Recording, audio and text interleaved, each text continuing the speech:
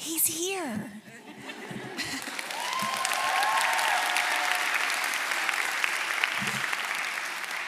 Good evening. My name is Shelley Woodruff. I am one of the pastors here at First Baptist Church of Decatur, and I wanted to take just a few minutes to say welcome. It really is a pleasure to be able to welcome you to this space this evening, and it's always a privilege to partner with Georgia Center for the Book and Joe Davich yet again to host events like this.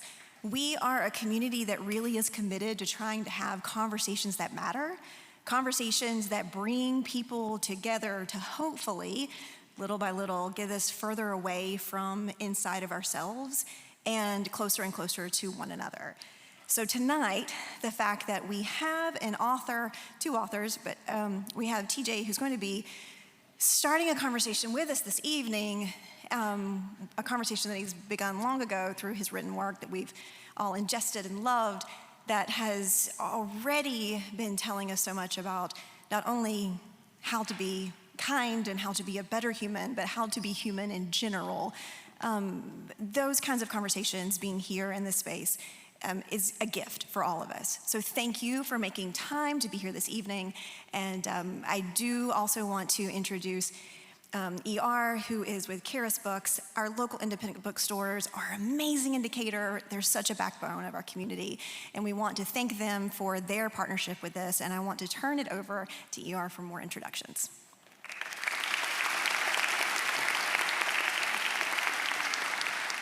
Thank you, Pastor Shelley. My name is E.R. Anderson. I'm the executive director of Karis Circle. Karis Circle is the nonprofit programming arm of Karis Books, and Karis Books is the South's oldest independent feminist bookstore. If you've never been, thank you. We are turning 50 this November. Thank you. Yes, we're very excited. And it is always an honor to be here at the First Baptist Church of Decatur. We're very grateful to be neighbors. But it's really important to me that we get to host queer authors in a church. It really matters to me.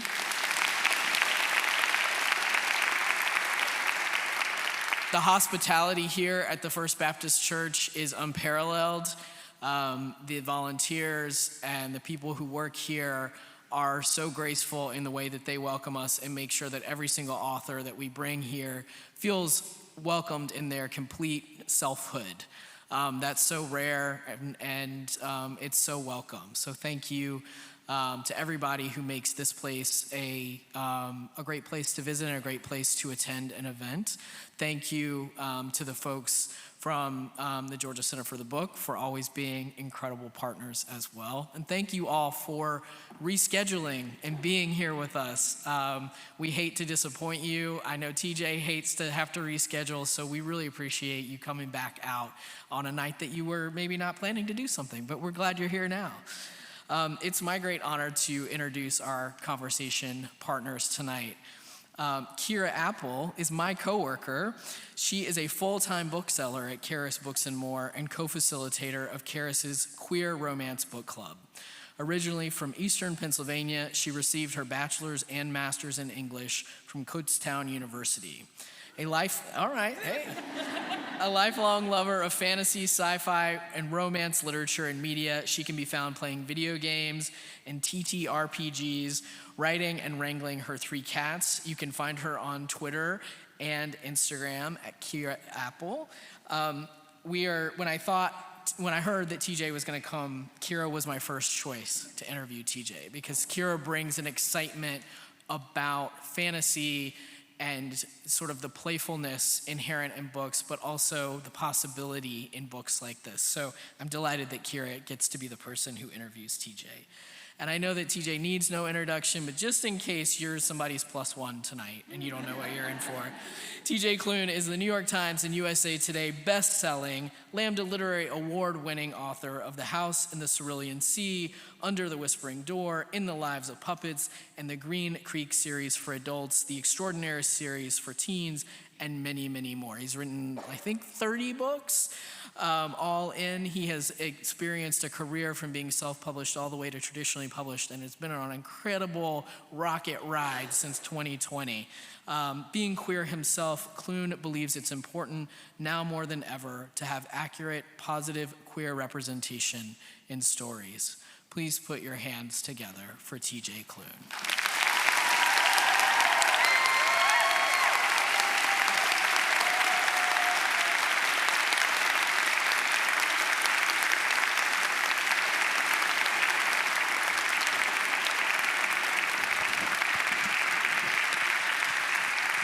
Okay, you can stop clapping now. That was fine. Thanks. Appreciate that. So I'm so sorry that I had to delay this visit. I know I was supposed to be here a couple of weeks ago, but it turns out that when you move to the mountains of Washington State in the middle of winter, there's snow. And I was driving home. I was driving home from Seattle to the tiny little town in the mountains that I live in.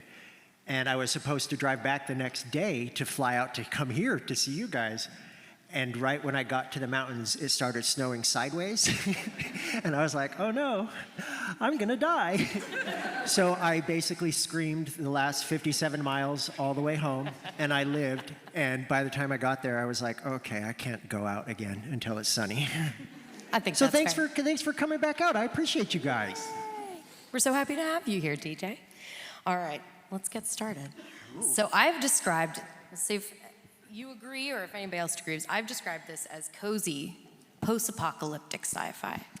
Do you think that's an apt nomer? No, that's fine. I'd like that. I like that. No, please. And let me tell you why. And this is not to offend anybody who reads within a particular genre.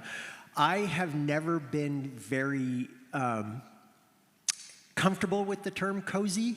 I've never used it to describe my own books, but it's a marketing thing. That's what happens. It's fine. I get that. House in the Cerulean Sea? Absolutely. Let's go that direction. That's perfect. Under the Whispering Door? Okay. We're talking about death and suffering and grief. Okay. And then when my publisher was like, TJ Klune's next cozy book, I was like, this book is about like the end of humanity? Like, everybody's dead. That can't be cozy. Come on. And it's so I sometimes butt up against that term, and it has nothing to do with anything else but me. It's just how it is.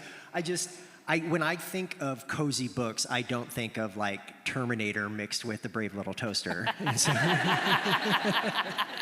No, that's perfect. You've given me an excellent segue because I have a whole question about The Brave Little Toaster. Do you? Yes, I do. Oh my God, I'm so excited. Look, some of us grew up with that fever dream, yes. And definitely see that. How many here in have the seen lives? The Brave Little Toaster? Oh, have been wonderful, emotionally fantastic. scarred by the movie The Brave Little Toaster, right? And The flower. the blanket, flower, Blinky, the blanket. Lampy. Oh my God, Lampy. His bulb breaks His and it bulb. looks like he's dead. It's so rough. It's so rough. And then there's the sequel, The Brave Little Toaster Goes to Mars, which I never quite understood. I never saw that one.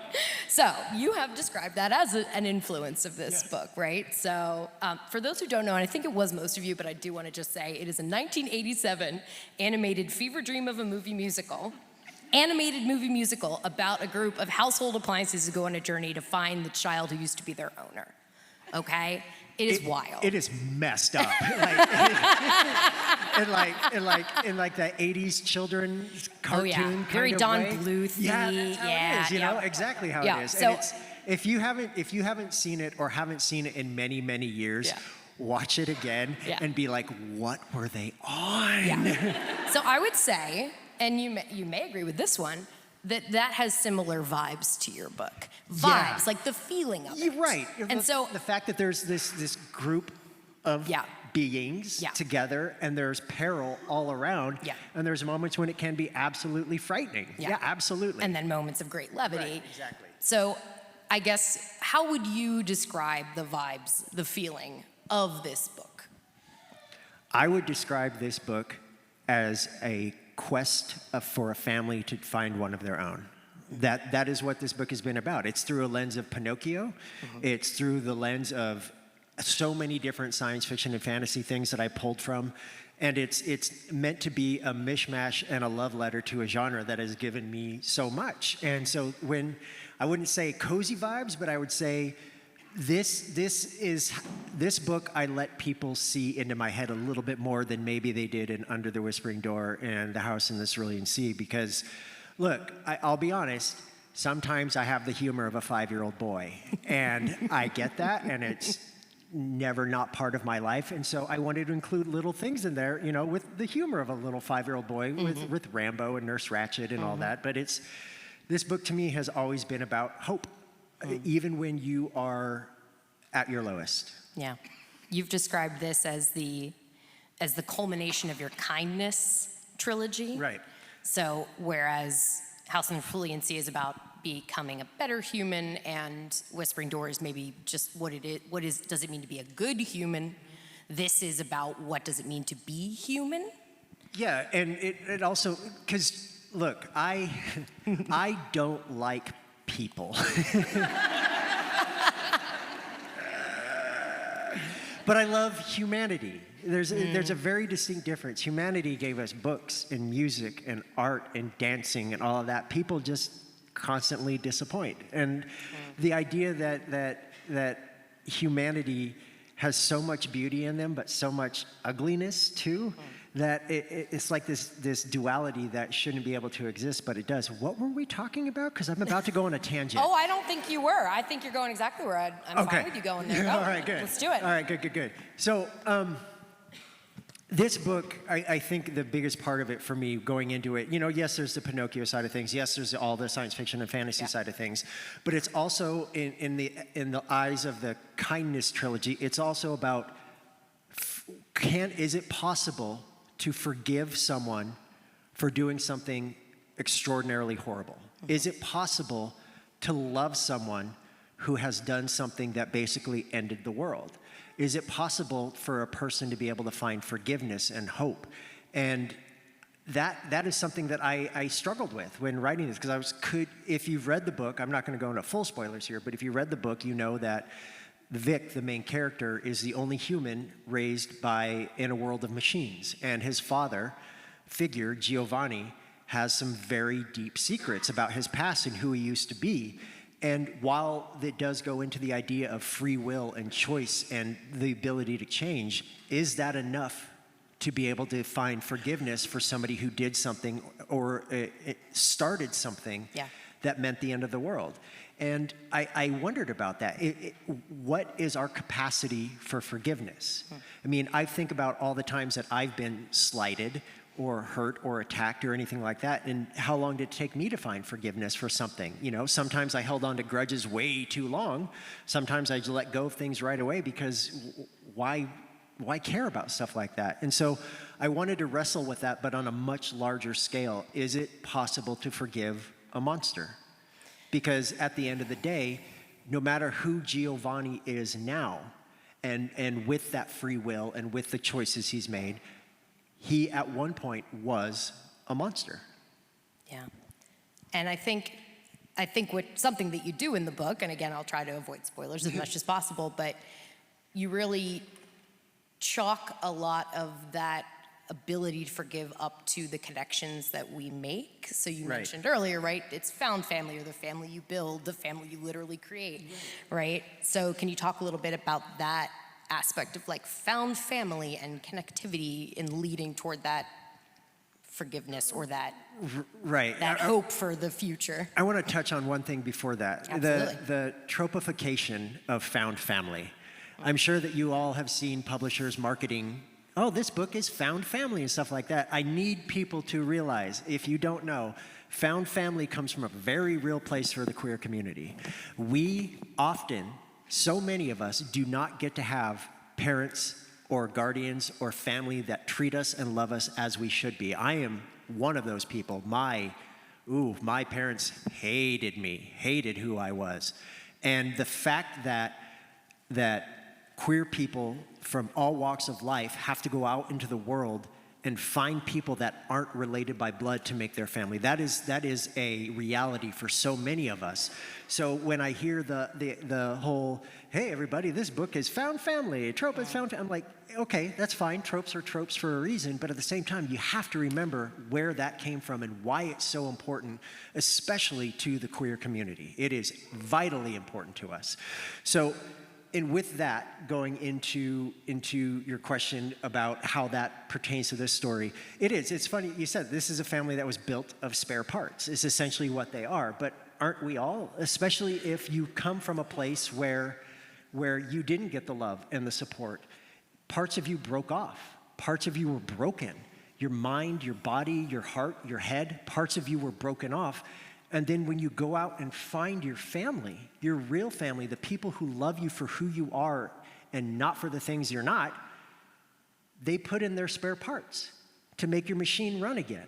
And that's why I love this idea of even a human being raised by machines in this world will still find that hope and the connection that every human being needs. We can't do this alone. Not any one of us, we cannot do this alone. We have to have people, even though I don't like people, we have to have that sense of community. We have to have that sense that we have somebody that we can lean on when times are tough.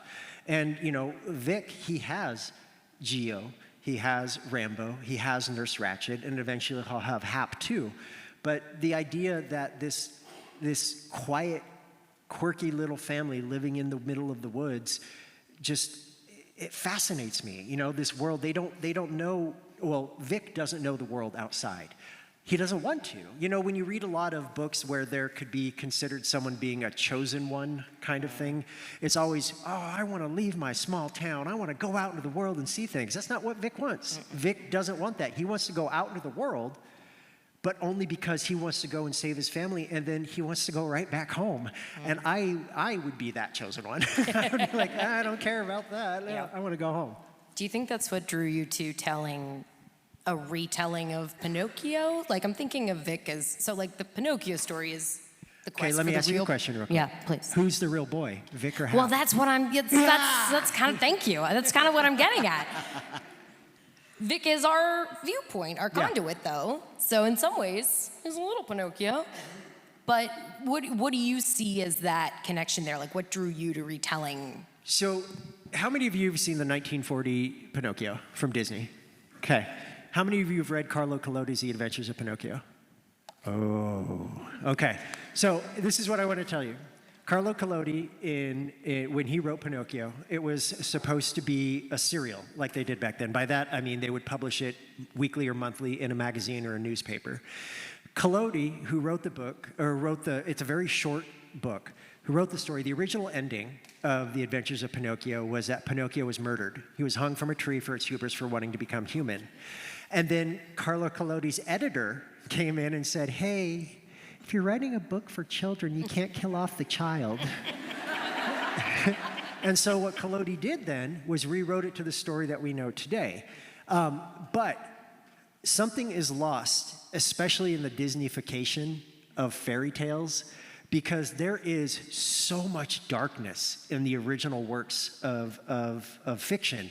Pinocchio, it's The Adventures of Pinocchio, it is hysterical, but it is very dark. And there, in the movie, I can think of one scene in particular that I think was probably done better well in the visual medium was, if you all have seen that movie, remember the terrifying scene where the children turn into donkeys? Yeah, that's messed up. That's messed up. But it still doesn't hit the same way. For example, how many of you know, or The Little Mermaid, written by Hans Christian Andersen, correct? The big hullabaloo a couple of years ago, oh, this Little Mermaid is black? We can't have that. That's not our Little Mermaid. Well, guess what? The Little Mermaid, written by Hans Christian Andersen, was written as a gay love letter to a straight man who would never fall back in love with him. So, if you really want to see racist heads explode, you tell them that the Little Mermaid is gay as balls. And I just said that in church, my bad.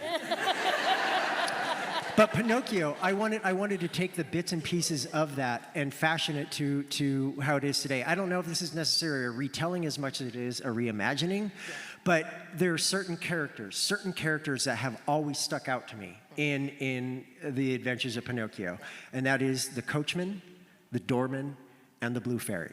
Those are three distinct separate entities in that story, particularly the coachman and the blue fairy. And the blue fairy, in the original version and in the Pinocchio version, she is a vision of light, a vision of hope, a vision of joy, even though in the original version, she's the one that murdered Pinocchio. Yeah, fun, huh? And then we go to my version of the blue fairy, who is a 10-foot tall robot monster, madam of a brothel. And, it just, you want to take the bits and pieces out and put them into your own story. Right, exactly. And with the coachman, I mean, if you've seen the Pinocchio version, you know the stagecoach that they get on and everything like that. But the coachman here, the idea that a machine, would be wandering the world collecting remnants of humanity and putting it on as like a show, that's just something that stuck in my head in ways that I couldn't shake, so I had to include that in there. Yeah, and yes, and it's very vivid and very well done.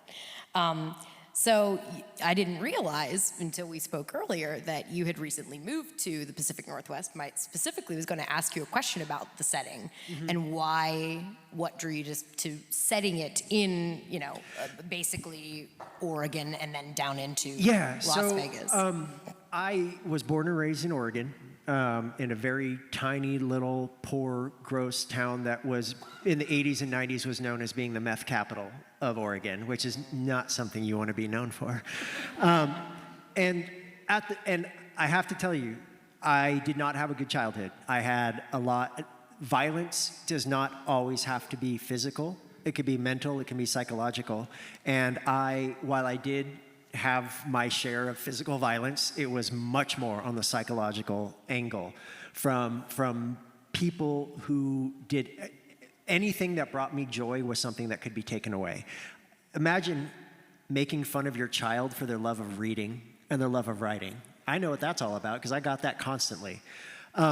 So it might seem like that place is trauma, that it is. And it is. To be fair, that little town, Roseburg, Oregon, is absolute trauma for me. But last year, when this book came out in hardcover, I got invited back to that town to give a talk at the very same library that I grew up in that literally saved my life. My librarian was the first person I came out to at age 13. And she literally saved my life. Not only that, I had two teachers, Mrs. Bentz and Mrs. Pfeiffer, my 7th grade English teachers. They were the first people in my life to tell me I had done something good. And it was with writing. They told me in my very last class with them that one day they would see my name on a book in a bookstore. They have since passed. They were older when I had them. But when I went back to this town and went back to this library and gave a presentation about that, what I did not know was that Mrs. Benson's son was in the audience. And so I was able to have that full circle moment that I was able to tell a stranger how much his mother meant to me, how much I was able to survive. Because of her. And what was so amazing was that he said that's not the first time he's heard that. That he is, ever since his mother has passed away, anybody he's come into contact with, all he's heard is about how much she helped them survive. And that may not sound like much, the ability to survive, but it is. When you're a queer kid with undiagnosed ADHD living in 90s Oregon, rural Oregon, that is everything. And so just think, I got to go back to the town that tried to kill me as a kid to present this book, knowing full well that the man who adopted me at age 6 when he married my mother, a homophobic, horrible, racist, misogynist man with the last name Klune, I went back to that town now knowing the only thing anybody knows about the name Klune is queer, because I made it that way.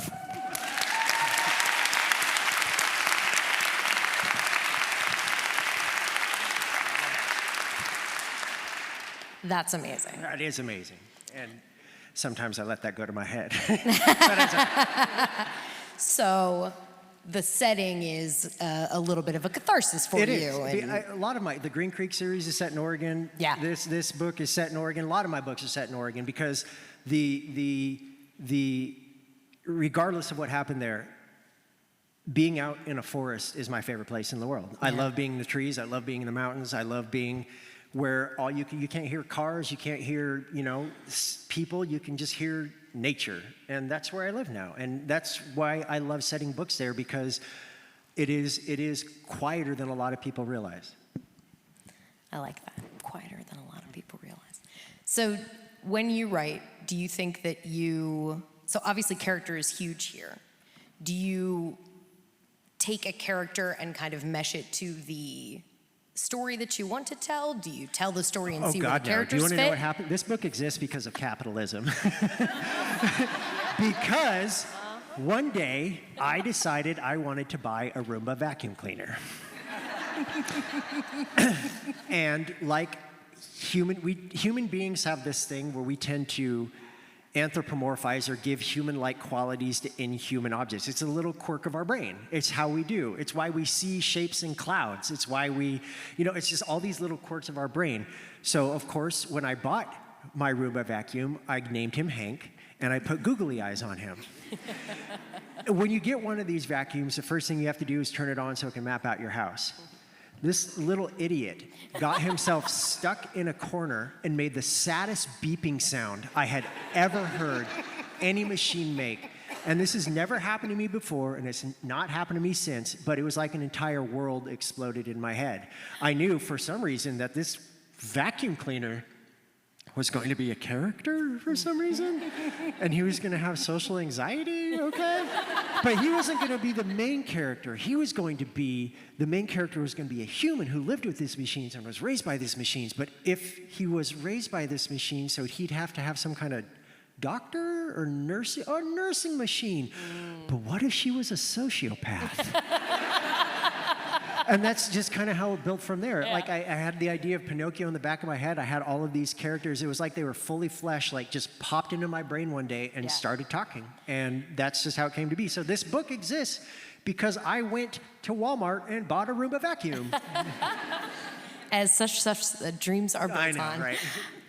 Do you think, so I was thinking about the hyper-violent masculinity of the name Rambo, obviously not the character Rambo, and then the violent femininity of Nurse Ratched, the character, but not, yes, in some ways, this one. I have to tell you, Yeah. When I came up from the acronym for Nurse Ratched, Yeah. I literally sat there and thought, I'm the most amazing human being alive.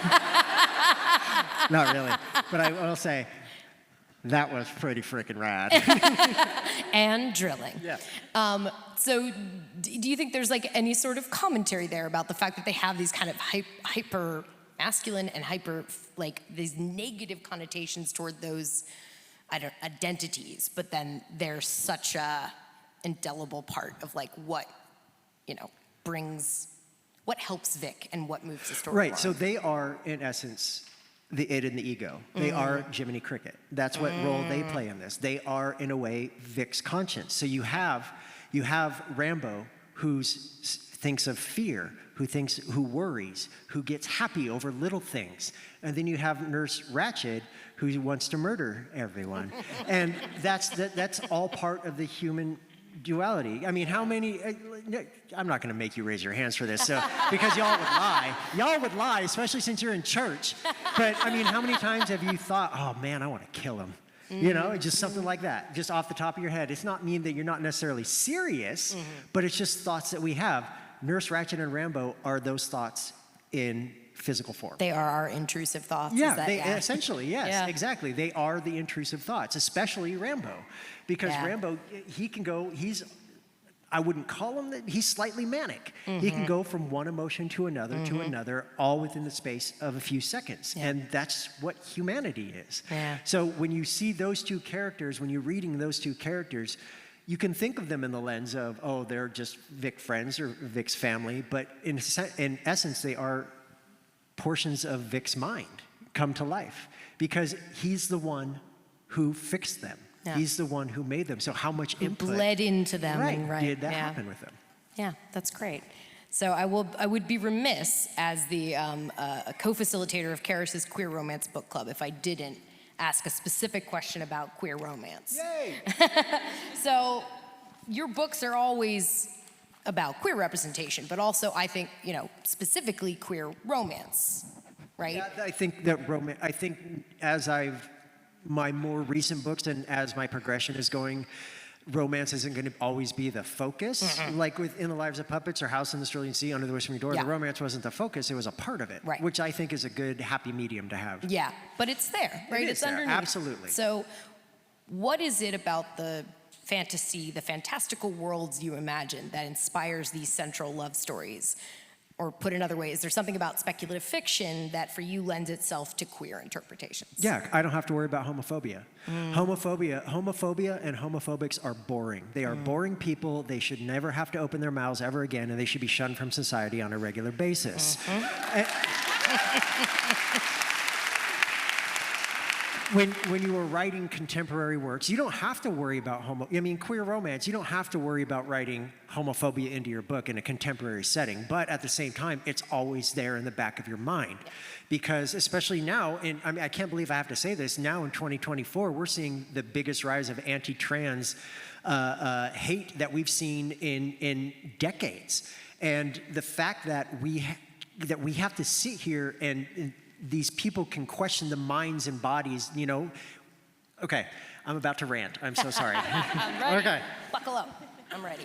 So some of you might know that I wrote a sequel to The House in the Cerulean Sea that comes out this September. It is called Somewhere Beyond the Sea. Yes, thank you. The reason I wrote that book is because of the anti-trans movement that is occurring across this country.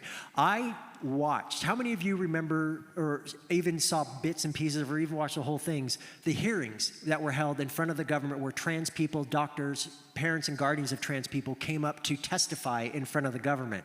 And when they did so to speak their truth. They did so with bravery. They did so with a calmness that I would not have been able to have, because the people who questioned them fell into two camps.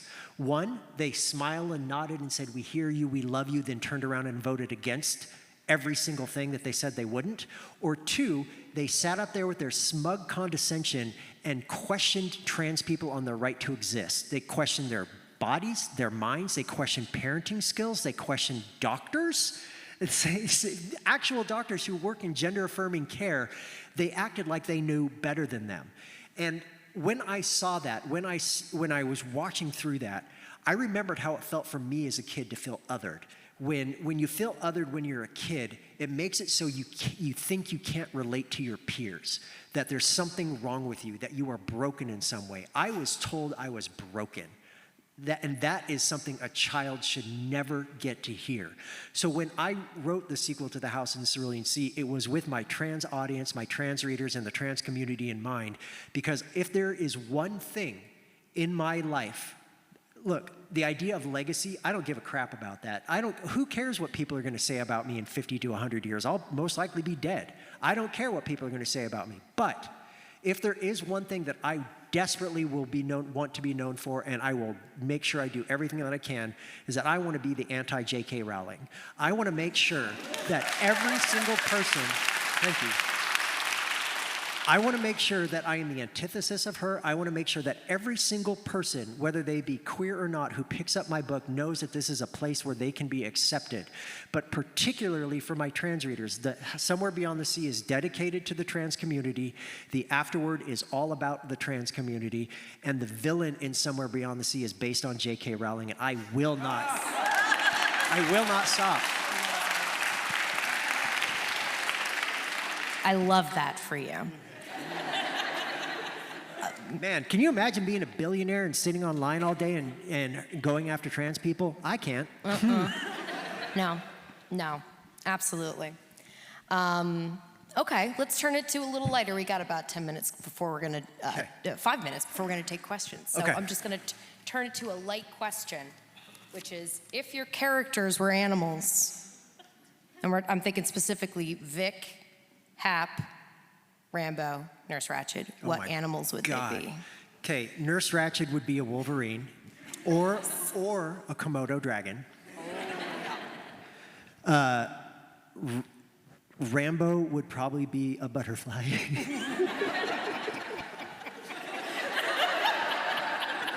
Sorry, I don't know why I cracked myself up right there. That was funny to me.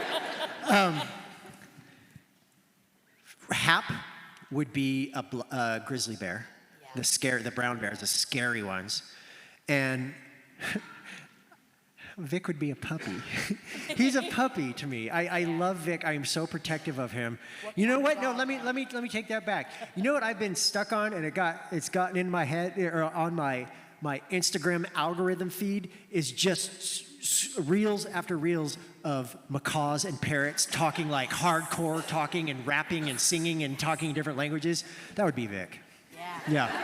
That would be Vic. I see that. Yeah. Bobbing up and down. Yeah, bobbing up and down, always learning, everything like that. Yes, Yeah. absolutely. I love that.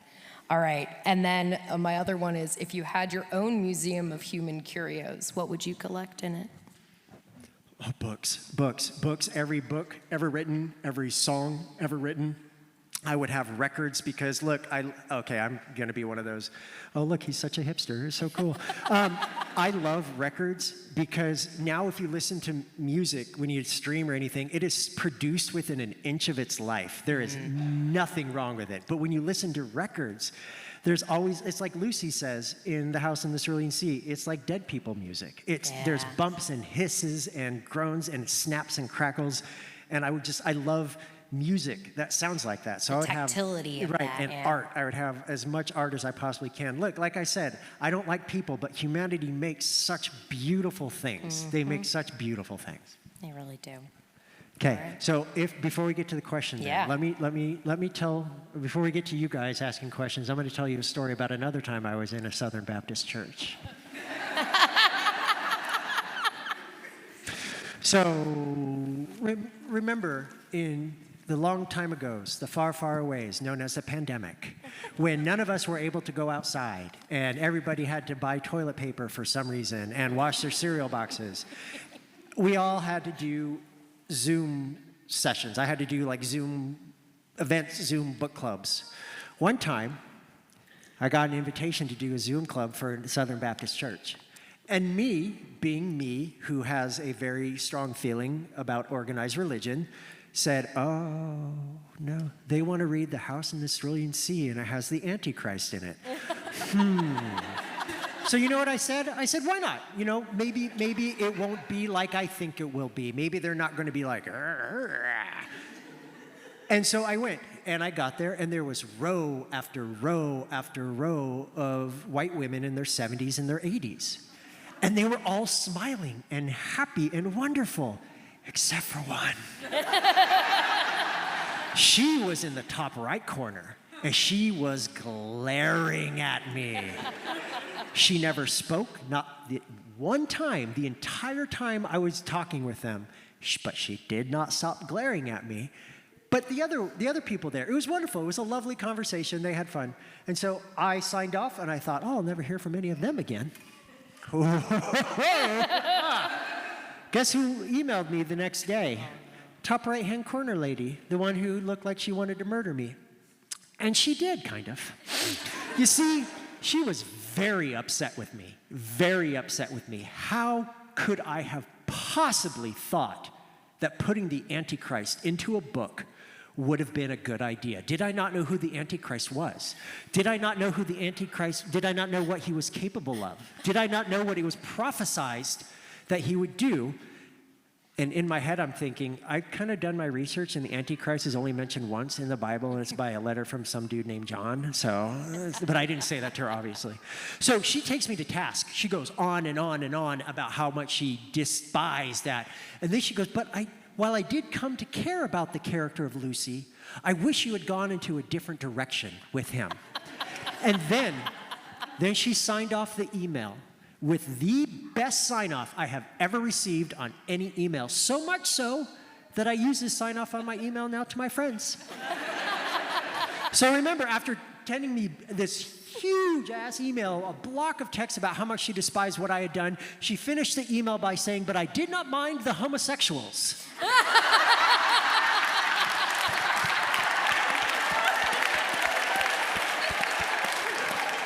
So remember, if someone is homophobic, make them mad about something else and they'll forget about you being gay. I solved homophobia. Win-win. Amazing. Amazing. Thank you for telling that story. All right, I think that means it is question time. Okay, there's a microphone right there. If you have a question, you should come up and do it. And remember, you might be thinking, who's going to be the first person? Look, we got someone right there. Now look, she broke the seal. Now you can I even say that in church? No. Go ahead. Is it on? Come on up. Yep. Okay. And let's start with about 10 folks. 10. Yeah, come on. Yeah. But like when she asks her question and there's just 9 in the line, this is not an X+1 exercise. Okay, 10. Hello. Hi, TJ Klune. Hi. So I was actually in one of those virtual pandemic calls, I think also hosted by Karis with you. And I had actually asked at that point, oh, is there going to be a sequel to House of the Cerulean Sea? And you, at that point, were pretty much like, I think you worded it as, like, I have to have, like, the story to go back to that world. So I'm just curious, with the other worlds that you have, do you feel like, do you have a sense of like when you have closure with that, like the worlds that you build and you're like, okay, this is good, or like, I feel like there's gonna be more space for those characters? Yeah, so thank you for the question, I appreciate that. There will never be a sequel to this book. There will never be a sequel to Under the Whispering Door because, first, Under the Whispering Door, if you know my history, you know that I wrote that book after losing my partner, and that took a lot out of me to write that book. So I don't think I would ever go back to that again, because I think I've said all I have to say on that. Similarly with this, I think I have said with these characters all I have to say. That being said, in June, I will be releasing a 10,000-word short story set in this same world for free, but it does not involve these characters. It is actually set hundreds of years before in a time maybe a little bit ahead of ours right now where man and machine are working together. And it's my first foray into horror.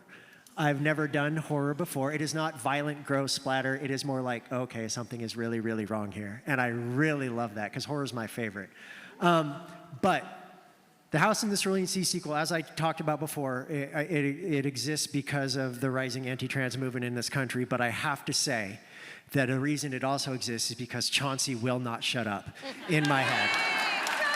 Like, Chauncey, if you do not know, is a green blobby boy from the House in the Cerulean Sea who is one of my favorite characters I've ever written. And I adore him to pieces, so much so that I have to stop myself from like writing little side stories about him getting a hotel and being a bellhop and the manager and a concierge. And he also solves inconsequential mysteries in his hotel. Like, could you imagine those like illustrated and everything like that?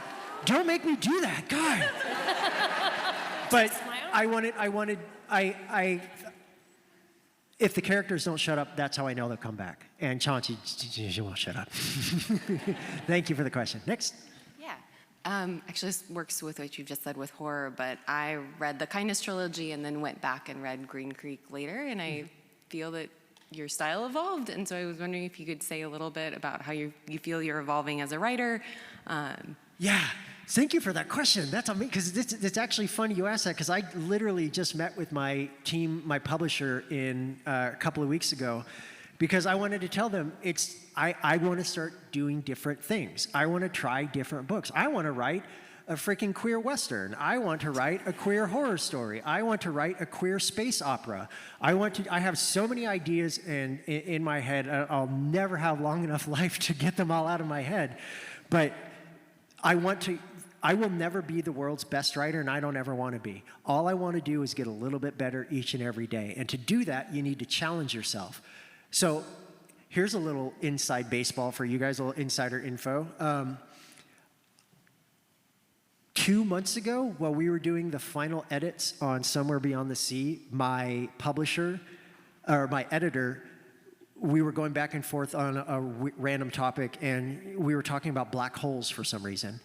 And I have ADHD, so what tends to happen? I hyperfixated. Oh no. And I started reading, and then all of a sudden, 3 weeks later, I'd written a 60,000-word novel about a queer romance about 2 older men in a Winnebago going across the country to do one final thing before a black hole swallows the universe. And that comes out in 2027, 2028. So it's a short novel, it's a shorter novel, and as I talked about with this, the shorter work that's coming from this, the short story, people don't realize this, writing novels is easy. writing short stories, that's hard. That is so hard to do. And that's something I want to get better at because I have this idea in my head of a short story collection where each story is a different story, but they're connected by one character that moves from the next story to the next story to the next story. And I have all these different, I want to do a graphic novel. I want to have a book where there's stuff written in the margins. I just recently read House of Leaves, and by where you have to turn the book sideways, I want to do stuff like that. I want to challenge what it means to read a book and see what happens. So I just hope to keep growing every day. Thank you. Yes, go ahead. So I want to jump to the acknowledgement real quick. And in the acknowledgement, you say, I wish this could have been the story we talked about, but apparently the world isn't quite ready for such a book. And can you please expand on that? So I'm going to try to keep this short and brief. Listen to what I have to say. Please listen to my words. It's very important to this story. In the original version of In the Lives of Puppets, Victor was a person with autism. The reason I wanted to have a person with autism as the main character in the story is because there is a harmful stereotype that says people with autism act like machines. So I wanted to show a story or a person with autism, an autistic human being, raised by machines, but their humanity is undeniable. It's bursting from them. So what did I do? Before I started writing, I spent 6 months of researching. I talked to parents of children with autism. I talked to people with autism. I talked to medical professionals who treat and work with people with autism. I read books and blogs and podcasts by, about, and for people with autism. And when I write outside of my lane at any point, I always make sure that we get sensitivity readers. Because I have ADHD, people with autism, they also follow under the neurodiverse umbrella. But that does not give me the right, or that does not equate a person with autism's experience to mine. So I always want to make sure I do research. We hired 3 sensitivity readers. All three were people with autism. 2 thought it was the best representation that they had read by a non-autistic author, and they couldn't wait to share it with their community. The 3rd one disagreed. So the publisher decided to go with the 3rd one. It's how it goes. Was I upset? Absolutely. But this person, I hired them to tell me this stuff, so I can't be mad at them. And they said something very, very poignant in their letter, because how it works is a sensitivity reader will send you a letter with an outline of their thoughts and then bullet points. In this letter, the sensitivity reader said, while many people with autism will love this story, people with autism aren't a monolith, meaning that not everybody is the same. So you might hurt someone. And so I had to sit and think, what is art? I mean, do I have the choice to write what I want to write as long as I'm doing my research and one person tells me it hurts and 2 people in the same community tell me it doesn't? Who are you supposed to believe? I get siding with that person. I never, ever, ever want anything to be coy in my books. That's why Victor's asexuality, I'm asexual. I wanted that to be on page. I wanted that to be discussed. I wanted the boundaries to be respected. So I had to go through and remove any and all mentions of autism in the book. But I left enough in there that I hoped my neurodiverse readers would pick up on it. And boy, absolutely did they.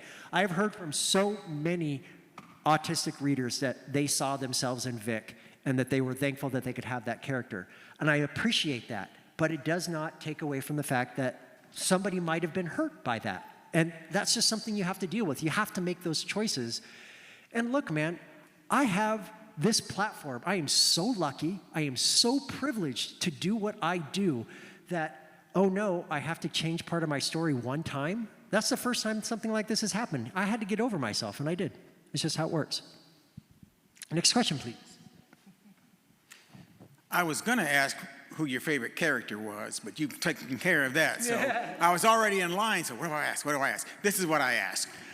When I read Lives of Puppets, in the Lives of Puppets, the allusions to Pinocchio were front and center. Mm-hmm. But I couldn't, Victor wasn't creating life with spare parts, but he was trying to repair life with spare parts. And I kept thinking, Victor Frankenstein. Yes. Was that intentional, or am I just digging too deep? No, it should be obvious to everyone except for me. And let me tell you when I realized what I had done, when Rambo says, "It's alive, it's alive," I was like, is my main character's name Victor? So what I think it was is honestly a weird little quirk of my brain knew that. Subconsciously, I knew that's what I wanted to do because yes, this is very much an allegory or a riff on Frankenstein, which, in case you all don't know, Mary Shelley, she was 19 years old, a queer goth girl when she wrote Frankenstein, and her second book invented the post-apocalyptic genre. So this is what she did. Yeah. Hey. Hey. So, in reading your books, some of the themes that have resonated with me particularly have been sort of the theme of queerness in antithesis to capitalism, especially obviously in this book and in Cerulean. And I was curious about, I guess, how you conceive that, like not obviously I've read your writing, but like you as a person, how you think about that, and also how you conceive of that when you're writing something that wants to engage with those themes. Right. Thank you for the question. I appreciate that. So I am, if it's not obvious by my existence, I am very much anti-capitalist on everything. Look, in my opinion, and this might get me in trouble. I'm sorry. I'm not going to. No, I'm not sorry. I think that no billionaire should ever exist. I think that anybody who has that level of wealth, the first thing they should do is go to jail, and then they should have all of their money given away. I think anybody who serves as president of the United States should have to go to jail automatically for war crimes when they get done in office, no matter what side of the aisle that they're on. I think every politician who lies, whether it be on social media, on TV, on anything, get fined $10,000 and they have to pay that immediately for every single lie that they have. All of that money should then go back out into the community that they serve. Every single money, every single dime that they earn through their lies, through their manipulation, through whatever they do, should automatically go back into the community. I have zero tolerance for politicians on any side of the aisle because, frankly, most of them are liars. And to think that in the year 2024, we have to have a rematch of 2020 coming up again? Aren't you tired of this? We are society. Look, I'm not going to go too much further into this, but we are broken. I still don't think that we have reconciled with what the pandemic did to us as a society. I don't think that we have grieved about that. I don't think that we've had time to grieve about that, because since 2015, 2014, it's been one thing after another, and I don't know how to fix it. I really don't know how to fix it, but I think sending all of these people to jail and giving all their money away would be a good place to start. Look, I need to say one other thing. Look, this job, what I do, has brought me a lot of success. I grew up dirt poor. So what I get to do is not lost on me. In 2023, I donated 50% of my earnings to a whole bunch of different charities, whether they be queer charities, whether I went on GoFundMes and just filled in people's, I need this surgery, or I need this dog, my dog is sick and I need to take care of, or I do this, because having money means nothing if other people are suffering, if other people are hurting. So I give away what I get because I don't need it. What the hell? And that wasn't supposed to sound like a yay TJ Klune kind of thing, my bad. It was basically trying to illustrate that you can have success, but you can use it to take care of other people. Why are the richest people in the world, they could come together and they could solve poverty like that. They could solve hunger like that. They could solve homelessness like that. If they donated their billions to making the world a better place, it would be a better place. Now, don't get offended when I say this, but what we have to do is we have to wait for all the old, rich, white people in power to die. And then we can replace them with people who actually do the work and want to make the change. Thank you for that question. That was my rant. Hey, TJ. Hi. Thank you for being here. Absolutely. Thank you, Kira, also for facilitating wonderful discussion.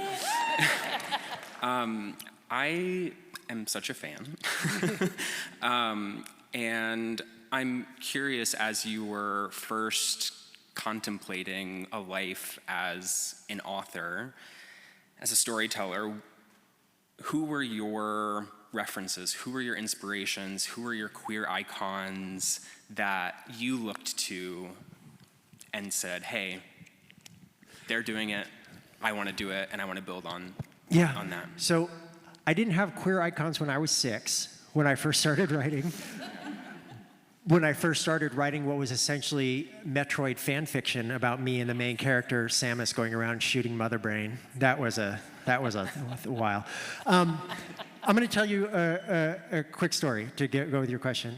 I told you guys how when I came out, I was 13, I came out to my librarian. What did she do? She went and found me a book with queer people in it and gave it to me. Don't say "aw" yet. How many of you have heard of the book The Frontrunner by Patricia Nell Warren? Okay. Most of you probably haven't. It was a book written in the 70s by a straight white woman.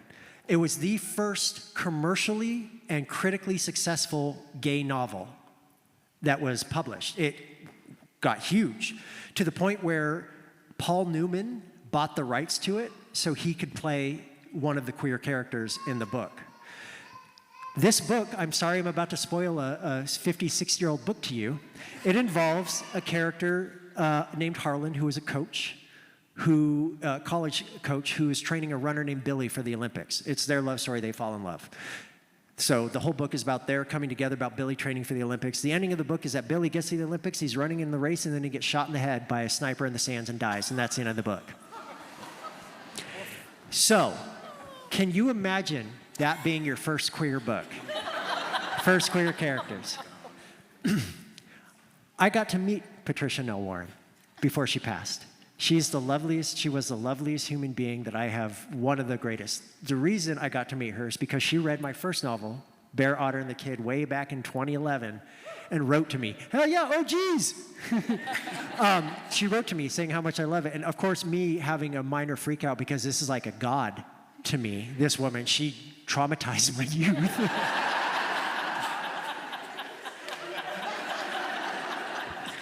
And I told her that.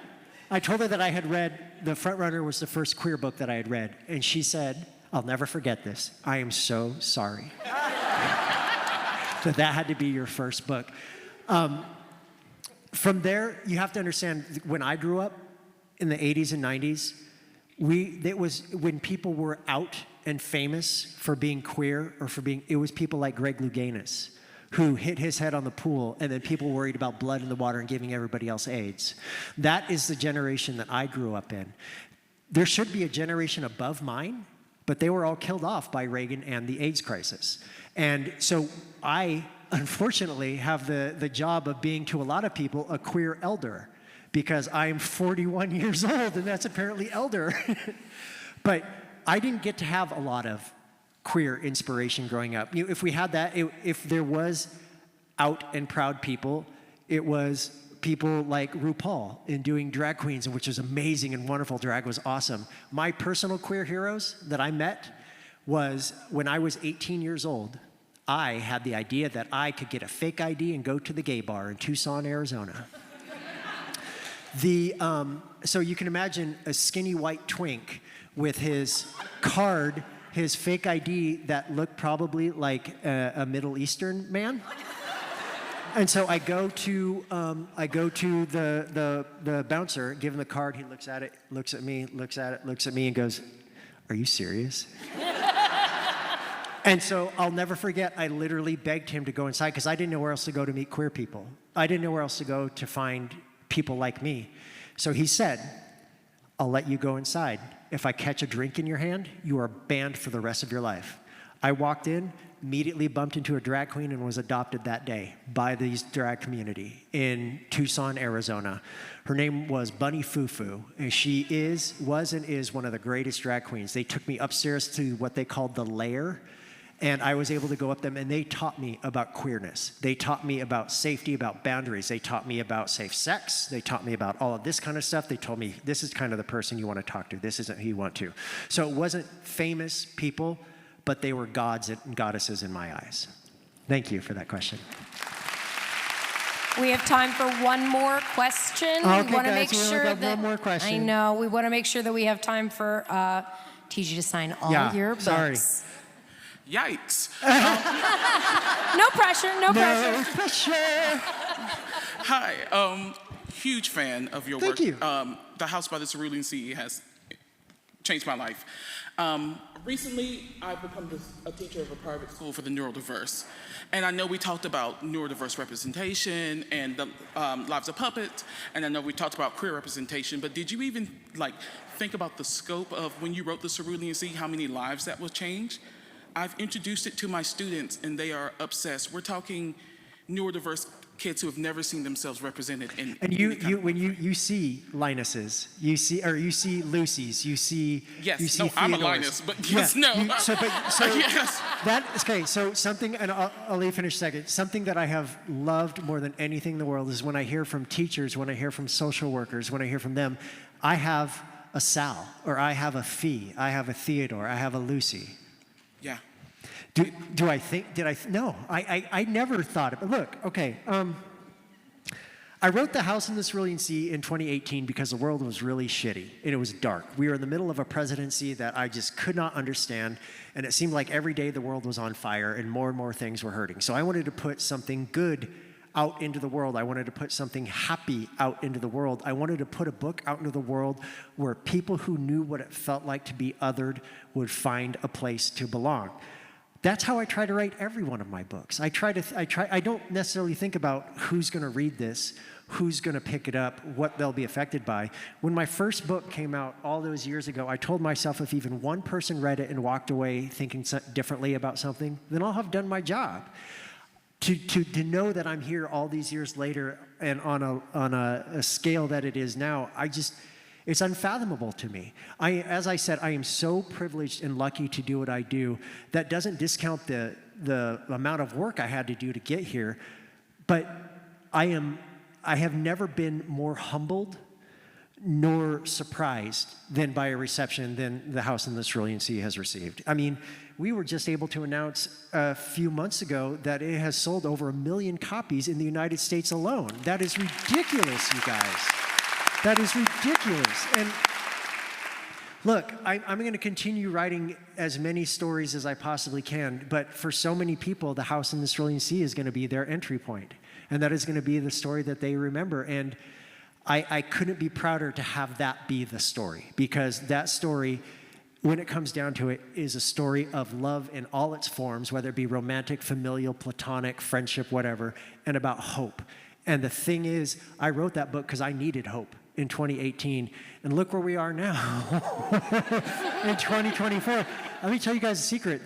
The sequel was supposed to come out in 2025, but I asked that we push it up to make sure it came out right before the election, because I want people, because I'm going to be going around this country when that book tour happens, because the election is in November. This book comes out in September. I'm going to be going around this entire country talking about trans people till I'm blue in the face, because trans people deserve to know that they deserve to know that they are loved, and that I will always have their back.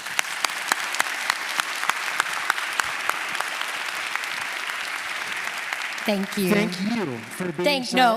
No, thank you for being so amazing. So I want to tell you guys something real quick before we close, okay? About hope, about all of this. In 2021, when we were in the pandemic, I got on social media. I don't use social media really anymore, but at that time I still had Facebook, and I never checked direct messages because, people can be weird in direct messages. I'm sure women know about that in the audience. I have this, yes. So, I happened to be on Facebook, and a message popped up, and it was from a dad, a queer father, he and his husband and their kid. And the dad was in brackets. And the dad said, "We just read The House in the Cerulean Sea with our son, and he would like to talk to you about the book." And I said, "Okay, what's that mean?" This child proceeded to give me a stream of consciousness block of tech book report on my own novel, and it was the most delightful thing that I had ever seen. And then it got towards the end where he was talking about how the pandemic had made him so sad because he hadn't been able to see his friends, and that reading this book made it feel like he had friends again. And I like to see his Chauncey costume. Yes. Oh my God, amazing.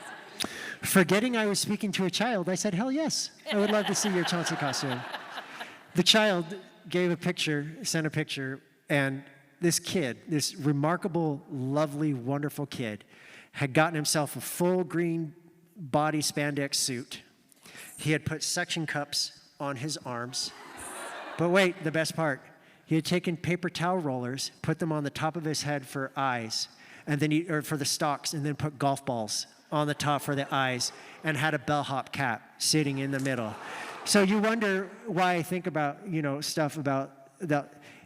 Every now and then it'll strike you right in the solar plexus that this is what your stories mean to people. And I could not be more humbled or grateful that I have been given this opportunity to do that. And literally, I was talking with all of them backstage. The reason I am here to be able to do this is because of you. You guys are the reason. You guys have bought my books. You have supported me. Some of you maybe prior to the House in the Cerulean Sea, many, many years. The only reason I am here is because of you. Thank you so much from the bottom of my heart for letting me do what I love most. Thank you.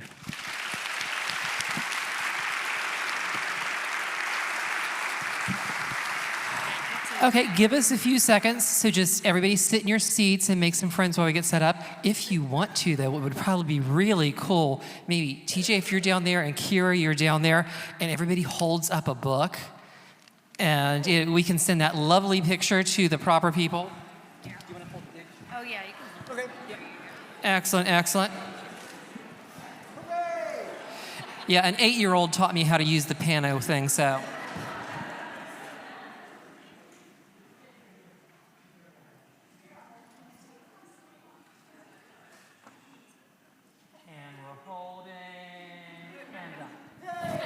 All right, hang out for a few minutes. We're gonna get TJ set up here, ready to go, and then we'll very gracefully do the first row. We're gonna be right up here.